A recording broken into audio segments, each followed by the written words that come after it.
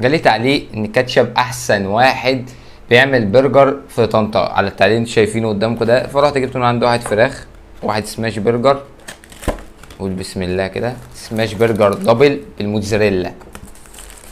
اول ملحوظه كده ان العيش مفرول، يعني اول حاجه العيش مش بتاع النهارده، مفرول خالص.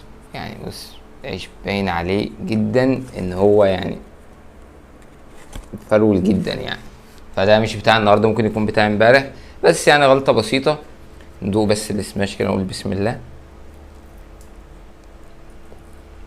لا، جوده اللحمه ممتازه جدا جدا جدا. الموتزاريلا من انواع الجبن اللي بيستخدموهم، حاسس ان انا باكل حاجه الجوده بتاعتها عاليه قوي. احلى حاجه عجباني ان انا حاسس ان انا باكل لحمه، ولحمه جودتها عاليه، يعني حاجه بصراحه ممتازه. ياخد 9 من 10، سعره 120 جنيه. بس بما انه طلع جامد واللحمه بتاعته جامده، فانتظروا الفيديو الجاي ان شاء الله ما بينه وما بين كباب باشا في احسن سماش في طنطا. ندخل بقى على اللي بعده.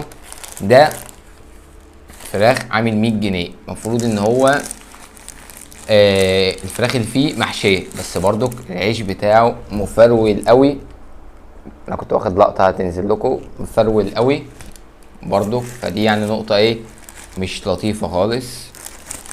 نقول بسم الله ونشوف بقى الجبنه المحشيه دي.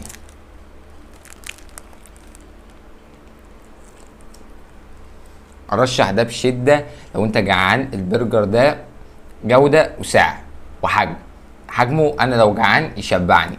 الجوده بتاعت الفراخ اللي بتستخدمينها ممتازه، بس نقطه واحده ان الصوصات محتاجه تزيد شويه، لان انا يعني ايه البرجر بيحب اللغواصه شويه كده. بصراحه تجربه ممتازه.